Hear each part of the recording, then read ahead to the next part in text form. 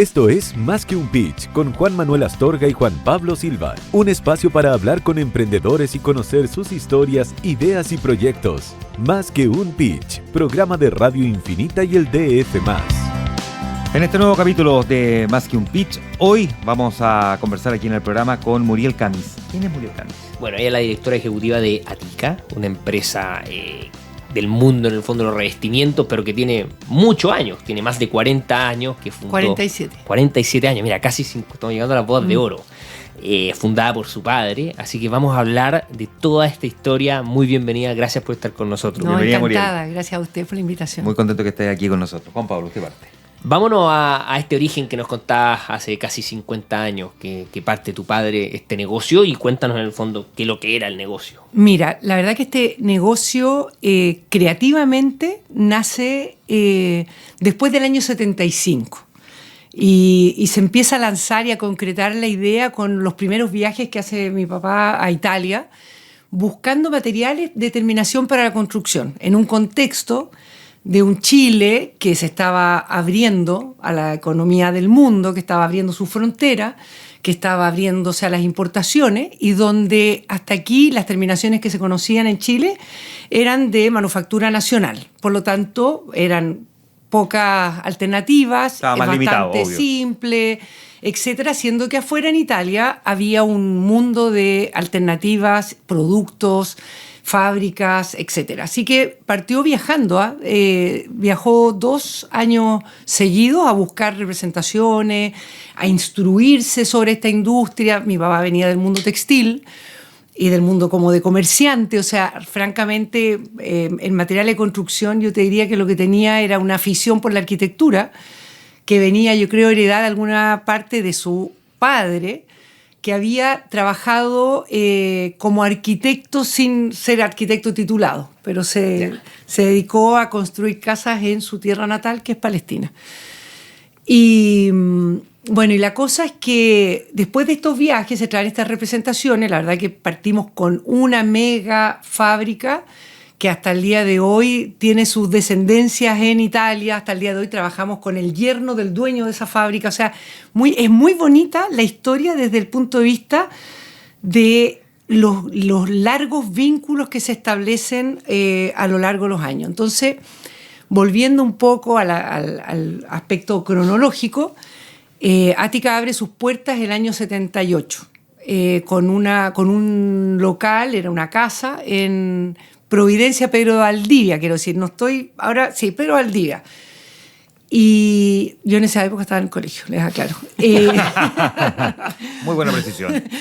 Bueno, y la cosa es que empiezan a traer estas cerámicas italianas, y de hecho el eslogan de Atica, con una letra bien rococó, muy distinta a la onda de ahora, era Atica Cerámica Italiana.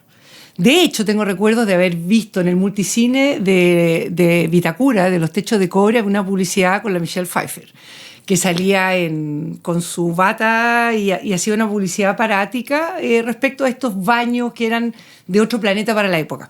Yo te diría que quizás ese es un poco el estigma con el que después quedó un poco plasmada la empresa, como que esta cosa de la cerámica italiana, como una cosa como más glamorosa, y a veces erróneamente en la mente de los consumidores como inalcanzable, que te diría que es donde nosotros estamos dando la lucha. Ya. Pero, bueno, y esto, mi padre invita a su hermano menor a participar en la empresa, que estaba recién salido de la universidad, y como buen patriarca de familia árabe, patriarca digo porque el papá se le había muerto cuando mi papá tenía un poco más de 20 y algo años, 22, 23, entonces invita a su hermano, lo nombra gerente general y técnicamente, porque es real, le regala la mitad de las acciones, y esa sociedad camina desde el año 78 hasta fines del 98. Yo entré a la empresa en el 93. Voy a hacer ahí como una inserción de lo que es mi entrada. Cuando yo entro a la empresa, la verdad que mi papá estaba bastante ausente del día a día, porque tenía la gerencia y toda la administración de la empresa delegada, y él estaba muy metido y muy activo y fascinadamente activo en esa época en el Banco Osorno. Entonces, cuando yo entro en el 93, yo entro literal sirviendo café. Y cuando digo sirviendo café no es una metáfora, es como real. Yo había estudiado traducción, inglés-alemán, y cuando terminé mi carrera me regalaron un viaje a Europa, que agradezco mucho porque no era tan típico en esa época mandarse a cambiar como lo es hoy en día, que todos agarran mochila y parten. Pero cuando volví, mi papá me dijo, bueno, ¿qué quieres? Si quieres seguir estudiando, te financio. Si quieres trabajar, te doy alternativas. Yo quería ser periodista, igual que tú, Juan Manuel. Y que aquí, mi querido Juan Pablo. Y que tú. Y no me resultó en la época, porque cuando yo salí de la universidad, salí del colegio, para mí me tocó justo la época del sí y el no. Entonces, yo quería, obviamente, en la Católica. Me faltaron 40 centésimas, menos de medio punto. La lista de la Católica no corría, entraba a la Chile. Mi hermano estudiaba economía en la Chile y le dijo a mis papás, la Muriel no entra a la Chile ni a amarrar, porque en esa época tiraban las mesas incendiadas por la ventana. Había mucha revolución. Y las otras universidades que habían de alternativa no me tincampana. Y así estudié traducción, un poco influenciada por mi mamá, que dijo, oye, los idiomas. Mi mamá era como romántica, los idiomas y qué sé yo, la cuestión. Y lo hice, me fue súper bien. Tenía el alemán por el lado del colegio alemán, mi mamá alemana. Y el inglés me las batí súper bien porque el colegio alemán tenía una buena estructura alemán, mucho mejor de la que yo me hubiera sospechado. Así que nada, me titulé con honores, pero de una carrera que en el fondo a mí no me motivaba mucho. Entonces, cuando me dieron opciones de empezar a trabajar, dije, ok, vamos a servir café. Vamos a servir café a Ática. Y entré literalmente, era como la asistente del gerente general, que era una persona externa contratada en esa época. Le llevaba la agenda, algunas planillitas Excel, que además tienes que pensar en la época que estamos hablando. O sea, estamos hablando del fax con el rollo de papel, que se te acaba el rollo de papel y que no te llegaba la factura. O sea, estamos hablando de una época bastante que para generaciones como la tuya, Juan Pablo, me imagino que les cuesta como dimensionar lo que significaba. Cuando se compartía la línea del internet. O sea, era una línea de internet y te la tenías que andar pidigüeñando entre las distintas personas para poder hacer uso. Y al poco andar de eso, bueno, me tocó empezar a ir a feria. Al poco andar de eso se produce una separación societaria entre mi padre... Voy a tomar un trago de esto. Dale nomás, obvio, dale nomás. En el fondo, entre tu padre y tu tío. Y mi tío. Ya. Exactamente, se produce una separación societaria que culmina a fines del 98 Ya. y se separan aguas completamente. Y a mí me toca... yo ya hay 5 años. Ya 5 años había servido café, había sido asistente del Departamento de Comercio Exterior, había sido asistente del área de compra, o sea, siempre con cargos bien básicos, ¿eh? O sea, nunca me pusieron de jefe de nadie, para decírtelo así en castellano, nada, bien de abajo. Y yo, la verdad, nunca he tenido problema con eso. No, al revés, me acomoda, porque me gusta sentirme cómoda y empoderada en lo que hago, que estar ahí dando explicaciones. Entonces aprendí como de distintas áreas. Entonces, el año 98, cuando se produce esta separación societaria, que fue bastante separada, para decirlo de alguna forma eufemística, yo figuraba a punto de tener a mi segunda hija, que es la que está ahí mirándonos por la vitrina, por la ventana, y la verdad que fue bien traumático, porque fue... Todo lo que vino después fue un parto. Fue un parto. Literal, en este fue caso. Un parto sin posparto, sin licencia posparto, ni pre ni posparto. O sea, yo trabajé hasta un viernes y la tuve a la Manuela el lunes. Y no existió el posparto, yo me llevé la máquina de fax para la casa. O sea, esa parte te diría que de hacer empresa o de este sumergimiento en el mercado laboral profundo fue duro, fue súper duro, porque además yo no tengo esa pasta como del ingeniero comercial que de repente, sobre todo las mujeres, yo considero que cuando son ingenieros comerciales como que tienen más corazas. No sé si estoy equivocada en mi percepción, pero yo no voy, Además, tu carrera te había dado pocas herramientas para esto. Súper pocas herramientas. Yo creo que las carreras en general no dan muchas herramientas. Sí, a lo más podía explicarlo en alemán, por Claro. ejemplo. Exacto, podía traducir Podría abrir la idea. empresa en Alemania. Traducir el problema. Exacto, podía traducir el problema a distintos idiomas. Y la verdad que fue un proceso y donde había que empoderarse en positivo. Cuando digo empoderarse, transmitir calmas que muchas veces tú no tenías, ¿me entiendes? Eso yo diría que era uno de los desafíos más grandes, porque con esa separación, como que Ática vivió una desarticulación de la empresa. O sea, hubo personal que salió, hubo representaciones que se llevaron no en buena lid. Entonces, la verdad que fue un periodo bastante luchado. Pero fuimos armando equipo, en paralelo se fue construyendo este edificio muy emblemático que tenemos al frente de la Clínica Alemana en Vitacura, al frente de Club Manquehue, el edificio de Ática, la Casa Matriz, en 50. Ah, perfecto, sí, perfecto, sí, perfecto. Que lo construyó, o sea, lo diseñó un prestigiosísimo arquitecto que es Gonzalo Mardone. Perfecto. Padre de la editora del DF+. Mira. Perdón, suegro perfecto. Y bueno, y la cosa es que fue un proyecto que duró varios años, apoyado en esa época muy fuertemente por mi hermano, que tomó como la parte del desarrollo inmobiliario de la empresa, lo tomó él en términos de nuevas instalaciones de bodega que se hicieron en Quilicura, en paralelo la construcción de este mega edificio, que era un mega proyecto. Nosotros veníamos de una casa de hechiza de 3 pisos de altura, con el último piso que era como la guardilla hecha extra, donde luchábamos por sacar algún metro cuadrado más de exhibición para alcanzar a mostrar algo más.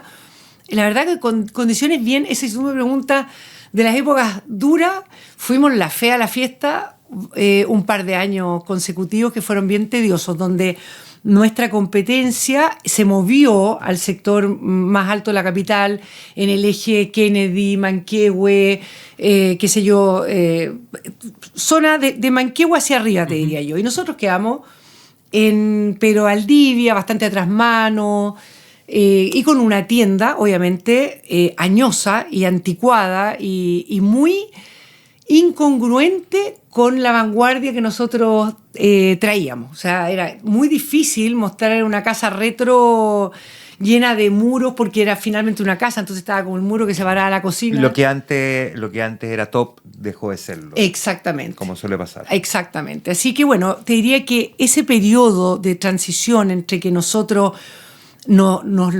se planificó este proyecto, se creó, se empezó a edificar, fueron años, y además años apostando a tiempos mejores, haciendo fuertes inversiones para llevar a cabo esos proyectos.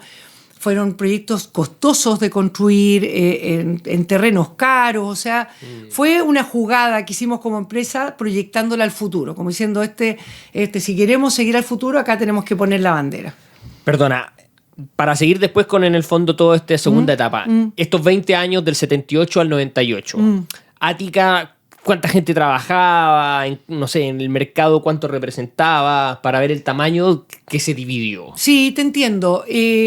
En esas 2 décadas, me cuesta decirte de memoria cuántas personas éramos porque no me acuerdo, pero debemos haber sido arriba de 100. Ya, pero una empresa grande. O sea. Era, sí, arriba de 100 personas. Teníamos, en esa época, teníamos 3 showrooms, pero el tercero había sido inaugurado hace poco, el año 95. Ya. O sea, fue como de la última tanda. Ya. En esa época también, en esa última tanda, abrimos, lo que también fue interesante, pero no libre de dolores de cabeza, la unidad que le llamamos hoy planta de mármol, pero le vamos a cambiar el nombre, que es toda una unidad industrial que tenemos donde nosotros importamos grandes placas, tanto de piedras naturales como de los que se llaman ahora estos materiales ultracompactos, que son estas últimas tecnologías para hacer materiales de cubiertas, tanto de cocina, qué sé yo. Entonces, fines del 98 yo diría que estaba marcado por esta apertura de este último showroom en Concepción y el inicio de esta área industrial con la planta de manufactura de cubiertas. Perfecto. Volvamos entonces a la etapa que nos estabas contando previamente en que tuviste que lucharla. ¿Tú asumiste ahí el 98 como...? Es que no asumí como gerente general porque asumió interinamente por un periodo mi hermano, por un par de años, que no me acuerdo bien si eran 2 o 3, pero una vez que nos cambiamos a Vitacura, que fue el año 2003, empezamos a tener gerentes generales externos, personas contratadas, a veces con procesos de headhunting o qué sé yo. Y yo empecé a tomar un liderazgo, que ya lo empecé a tomar a fines del 98, que era todo el área de compras. O sea, todo lo que tenía que ver con la elección de los productos, los viajes a la feria, los viajes a China, la búsqueda de nuevos proveedores, nuevas marcas, representaciones, negociaciones de precios, etcétera. Toda esa parte la tomé yo. Y la gerencia general tomaba toda la parte de la administración del resto de la empresa, digamos, todo el resto de las unidades. Y yo me fui siempre quedando focalizada. O sea, si tú me dices cuál es mi expertise, es ese. O sea, la elección de los productos, de los proveedores y... ¿Cuán familiar era? Porque dijiste que tu hermano tomó en algún momento la gerencia. ¿Cuántos hermanos son y cuántos han participado en la empresa? Somos 4. Él participó en ese periodo que te digo yo, como del 98 al 2003, pero bastante entrando y saliendo, pero más que nada preocupado de la parte de construcción, de la parte de desarrollo inmobiliario. ¿Y los otros 2? La chica, que es la Marion, ella... ¿Tu hermano cómo se llama? Claudio. ¿La Marion? La Marion lo hizo para juntar plata, para irse a viajar por el sudeste asiático. ¿Ya? Y siempre tuvo su camino paralelo y lo decidió muy consciente. La Marion es como la intelectual de la familia, es la progresista de la familia. Ella hizo su posgrado en Inglaterra, en Relaciones Internacionales, después ha trabajado en la FAO, es especialista en prevención de riesgo de catástrofe. ¿Y la cuarta? Y la cuarta es la que viene después de mí, la Maya, que trabajó varios años, no me sé el año exacto de comienzo y de fin, pero yo tenía unos 15 años, y su fuerte, para no decir exclusivo, era el área de marketing. La Maya trabajaba... Buena la Maya del marketing, yo conozco la Maya. La Maya trabajaba... Me gusta mucho. Sí, trabajaba todo el tema de marketing, y la Maya estuvo hasta como prepandemia, y después se retiró y se dedicó más a temas familiares, personales. Ya, volvamos entonces a esta estructura en la que tú quedaste mirando de lo que decías tú, ya proveedores. Sí. Y a partir de ahí, ¿cómo siguieron entonces hacia adelante? Bueno, la mirada en esa etapa que nosotros como que catapultamos el año 2003, con una tienda que la verdad que para estándares internacionales es una tienda de otro parámetro. O sea, tú no encuentras ese nivel de infraestructura para albergar el portafolio de productos que nosotros vendemos al mercado. En parte eso fue positivo y en parte fue negativo, porque a veces como que amedrenta un poco la arquitectura de nuestro edificio. Y la gente tiende erróneamente a pensar que mejor no entro acá porque no tengo alternativas para mí y es todo muy caro, y para qué voy a venir a entusiasmarme si después no voy a poder. Bueno, y tienden a caer presas, digo yo digo presas porque parto de la base que hay una cuota de error en eso, del ofertón de precio, del concepto del outlet o de la mega tienda de retail. Y yo digo que es un error al menos no explorar las alternativas que ofrecemos nosotros en Ática, porque nuestra propuesta de valor, y por eso estamos trabajando en una campaña que hoy en día se llama Justo para ti, donde justo para ti significa muchas cosas. Significa que una propuesta que es justa, que en el fondo donde se conjugan curatoría estética, calidad de producto, garantía, durabilidad y precio en una propuesta justa. Y además Ática, con gran esfuerzo, desde comienzos de 2000, yo creo que fuimos la primera empresa de nuestro segmento que viajó a China. Y ese viaje, me acuerdo haberlo hecho con mi papá, que en esa época me acompañó. Lo pasamos genial, fueron como 3 semanas. Yo iba muerta de miedo, me acuerdo que llegué incluso a la clínica alemana a pedir Rabotril y la doctora me decía, pero ¿por qué quieres Rabotril? Entonces yo le decía, porque yo sé que me va a dar pánico geográfico. Y me decía, ¿pero qué es pánico geográfico? Y le decía, bueno, es saberte al otro lado del planeta y que cualquier emergencia que hubiera con mis 2 hijas, que en esa época eran chicas, yo no iba a alcanzar a llegar. Era súper razonable. Era súper razonable. Súper razonable. A mí me daría pánico alimenticio. Por eso, bueno, alimenticio. Porque hay gente que no le gusta ir a países donde la comida es tan distinta a la de uno. Oye, yo cada vez que iba a China, la mejor dieta. O sea, bajaba de peso. No, pero claro, tú decías ya un McDonald's, pero no vivía por un McDonald's porque a China uno no va por 2 días. No, claro. Entonces uno tiene pánico alimenticio. Yo tengo amigos que en verdad tienen serios problemas para viajar, así como la India, no sé qué, porque dicen, y además son asquientos. Hay gente que es muy asquienta. Yo tengo ese problema. O sea, yo puedo comer cualquier cosa, pero tengo que pensármelo mucho. No, y además, claro, el contexto, por ejemplo, en la India, el contexto alimenticio fuera de la comida que tú te comas. Claro, po. Eso puede generarte poco apetito. Sí, pues, exactamente, lo que ves en el entorno. Así que fíjate que tu pánico geográfico no me parece tan descabellado. Sí, bueno. ¿Y te dieron el Raudril? Y me lo dieron, sí, me lo dieron.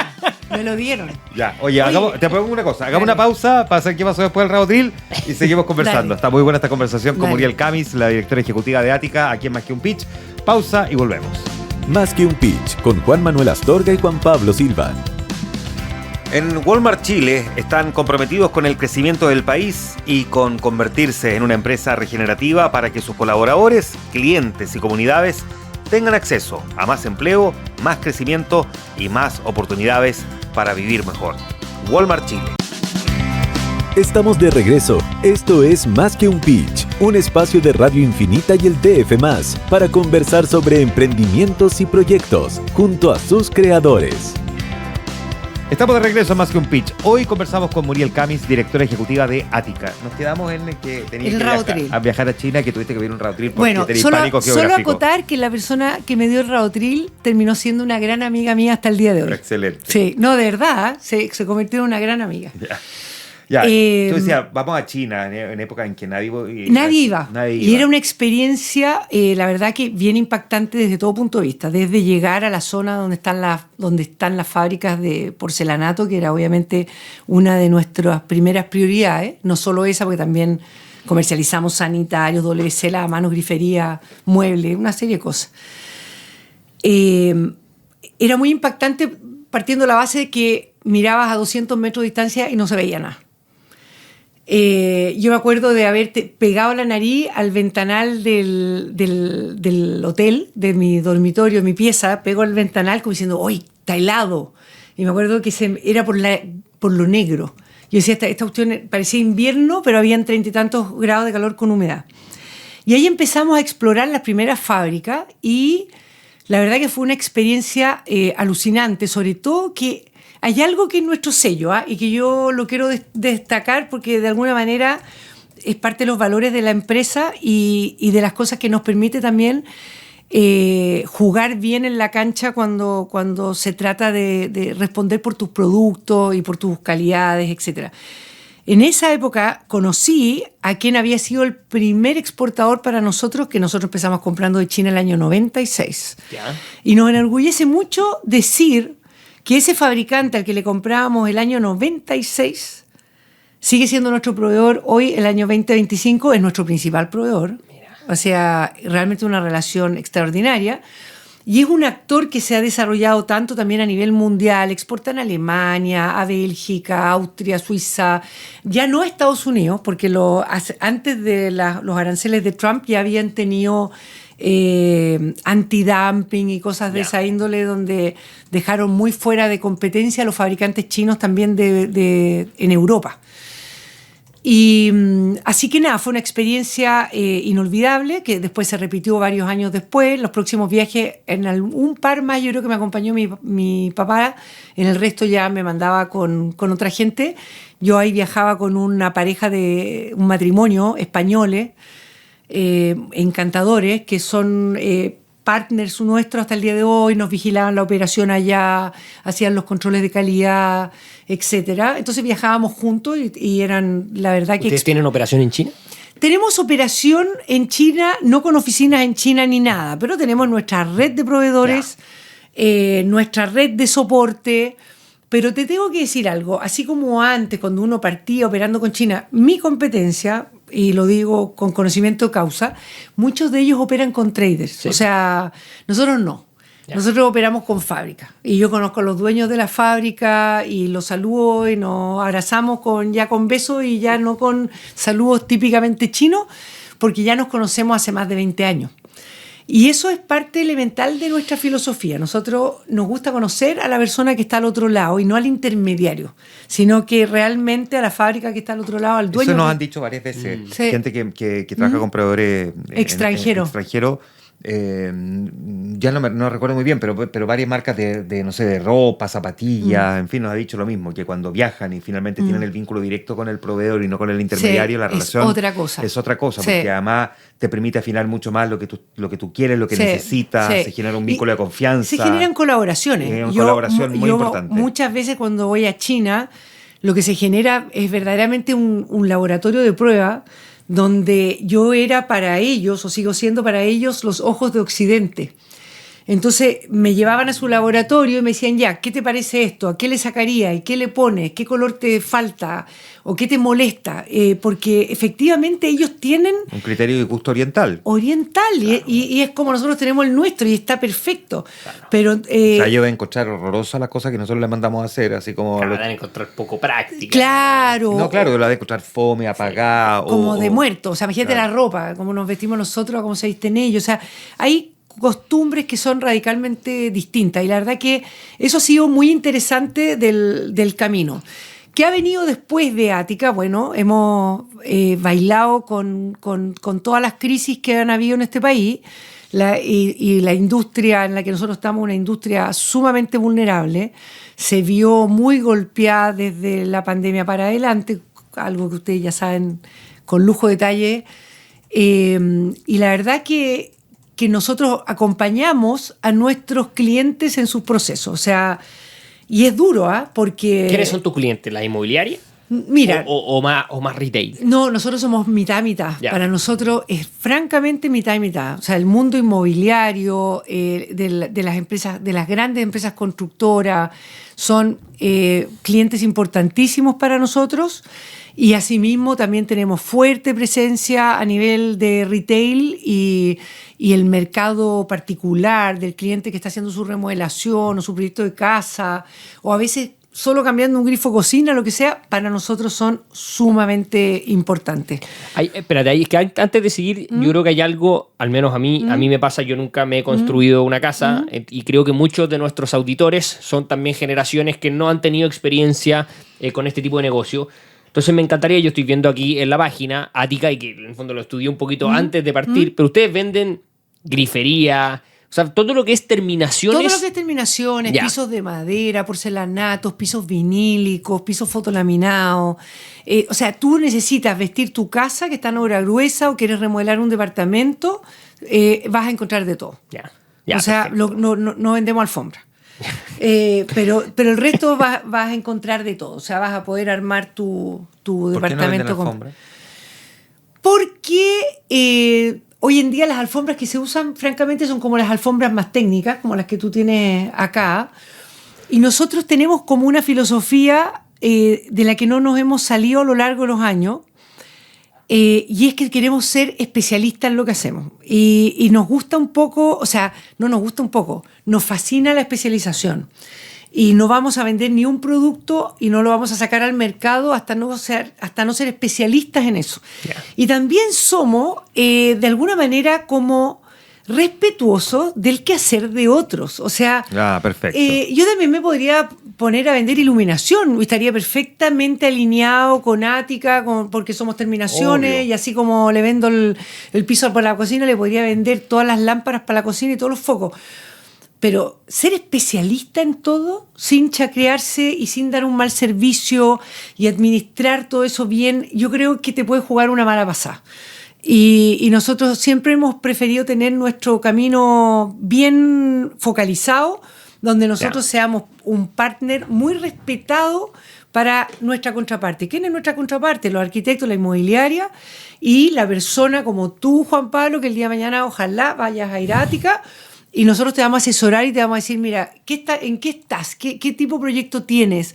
¿Qué presupuesto? ¿Estás con un presupuesto acotado, no acotado? ¿Estás remodelando? Porque Ática en ese sentido, y ese ha sido, si tú me preguntas cuál ha sido el desafío de Ática después del 2003 para adelante, es abrir su portafolio de productos a un espectro cada vez más amplio de precios. Yeah. Pero con la propuesta justa para ti y no transando calidades. Entonces, hemos ido ampliando el abanico en el rango de las griferías. Yeah. O sea, en el rango de las griferías trabajamos con 2 megamarcas, una alemana que es Grohe, conocidísima en este mercado, otra italiana que es Paini, que es una de las marcas más importantes de Italia, pero dentro de Paini tenemos la línea Paini Made in Italy, tenemos la línea Paini Made in China, que la hacen en sus plantas con sus mismos robots, con sus mismos procesos de controles de calidad, con los mismos componentes técnicos que se conocen, libres de plomo y todas las restricciones que exige el mercado europeo, porque finalmente son productos que se venden en Europa, que a nosotros nos encanta eso, comprar cosas que vengan ya prefiltradas y preseleccionadas por mercados mucho más conscientes y exigentes que el nuestro, en consumos de agua, en todo. Entonces, así como se abrió el abanico en términos de precio en una grifería, abrimos fuertemente el abanico de precio en términos de los porcelanatos. Entonces, tenemos alternativas. O sea, yo te voy a dar un ejemplo bien concreto y que a nosotros nos enorgullece. Este polémico edificio de viviendas sociales que se hizo en Tomás Moro, de la alcaldía de Joaquín Lavín, si no me equivoco, para que ustedes sepan, claro. Tienen porcelanatos de Ática. Y no porque se los hayamos regalado, porque les vendimos un buen producto a un precio justo, con buena calidad y bonito diseño. Oye, Muriel, tú en algún momento de esta conversación has dicho que le ha tocado bailar con todas las crisis. Con todas las crisis. Hablemos de las crisis. En el fondo, me imagino que tú tienes mucha experiencia en épocas muy difíciles de no solo el país, del mundo. ¿Cómo han salido de ellas? ¿Qué les ha tocado? Cuéntanos anécdotas que hayan pasado, cómo le hayan dado vuelta. Mira, la verdad que cuando se habla de crisis, yo creo que nuestra industria no conocía una crisis como la que estamos todavía viviendo. Ya. O sea, hoy día es el momento más difícil de Ática de la historia. El más duro de la historia, lejos. Y yo creo que para todo nuestro mercado, o sea, sin lugar a dudas, incluida nuestra competencia. No tenemos duda de eso. La verdad que todas las otras crisis tenían algo que las destacaba, que eran crisis donde tú podías experimentar una caída muy fuerte, pero tenían un rebote relativamente rápido. Aquí la caída fue quizás más gradual al principio, pero nos quedamos en el poto de la olla, perdonando la expresión, y todavía no hay... ¿Esta crisis que partió cuándo? Con la pandemia. Para nuestro rubro partió con la pandemia. Ya. Sí, pero yo hubiera pensado que al revés, porque en el fondo de la pandemia hubo mucha remodelación. Es que depende la pata que tú le mires. Ya, a ver. Si tú miras la pata inmobiliaria, partió con la pandemia. Ya. Si tú miras la pata retail, 2023. La pandemia fue maravillosa porque toda la gente le dio el ataque de cólera con sus terminaciones. La gente empezó a mirar todos los defectos posibles. La gente empezó a mirar todos los defectos posibles y además que se produjo algo más allá de solo mirar los defectos, que era revalorar lo que significaba tener este lugar protegido de las calamidades del mundo exterior, donde tú te sentías seguro, donde tú estabas con tu familia, donde la gente ya empezó, los carretes ya no eran tanto afuera, sino que se hacían indoor, y le empezó la gente a dar una posición mucho más relevante desde el punto de vista incluso emocional a lo que significaba el hogar. Y por lo tanto el hogar no tenía que ser el último pelo en la cola cuando se trataba de gastar, sino que tenía que ser un lugar que me llenara el alma, porque es el lugar donde yo más feliz voy a estar cuando llegue a mi casa. ¿Y cómo se han reinventado, cómo han sobrevivido en esta crisis que sigue estando latente? Nosotros, la verdad que hemos sobrevivido de la siguiente manera. Una de las maneras más importantes es que nosotros somos una empresa conservadora. Somos bastante conservadores, somos sumamente responsables. ¿En qué se nota lo conservador? A ver. Lo conservador se nota en muchas cosas. O sea, voy a darte un ejemplo. Nosotros durante la pandemia no mandamos a nadie para su casa en el sentido con este subsidio que había de cesantía. No sé cómo se llamaba. ¿El seguro de cesantía? Que suspendían el contrato. Sí, que se suspendía el contrato y qué sé yo. Nosotros no hicimos eso con nadie en nuestra empresa. O sea, ya partimos bancándonos la pandemia, digamos, a costa de la empresa, apoyando, digamos, a toda nuestra gente. En ese sentido también bastante como conservadores, una visión bastante como familiar y de la responsabilidad que implica tener 150 o más de 150 personas trabajando con uno. Se me fue la onda. No, te preguntaba, Juanma, de qué manera son una empresa conservadora, en qué se nota tú. En temas de manejo de inventario, por ejemplo. Ya. En temas de apuestas a productos, porque ¿cuál es el peor fenómeno de una crisis en nuestra industria? Cuando hablamos del mercado mayorista, en tiendas inmobiliarias, constructoras, etc. ¿A qué te enfrentas? Te enfrentas a que tú tengas a tus clientes estrangulándote para sacarte un centavo menos del precio del producto que tú les quieres vender. Pero es así, agobio, porque tú también sabes que ellos, cuando estimaron sus presupuestos para ejecución de sus proyectos, lo hicieron en un escenario que era distinto. Acuérdate nomás de cómo fue la catástrofe de los fletes.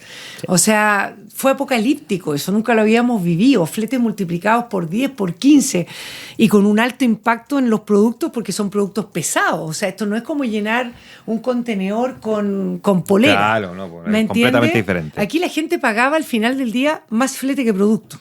Todo, o sea, y con creces. Eso te lo digo que es así. Entonces, la presión, ¿dónde somos conservadores? En que no cedemos a la presión de la menor calidad. Ya. Y esa presión existe en el mercado inmobiliario, porque necesitan hacer flotar sus proyectos, revisar las especificaciones de los materiales que escogieron, ver cómo mantener el proyecto a flote a pesar de las condiciones económicas adversas. Entonces ahí nosotros tenemos nuestro gallito donde hacemos un trabajo bien profundo con ellos también, de asesorarlos, porque aquí no se trata de que hayan malas intenciones, pero de asesorar en la relevancia que tiene la elección correcta de los productos, porque finalmente ni nuestros clientes ni nosotros queremos postventa. Al final ellos como inmobiliaria también tienen un nombre que cuidar, quieren vender sus proyectos y tener clientes satisfechos que les compren ojalá lo más rápido posible.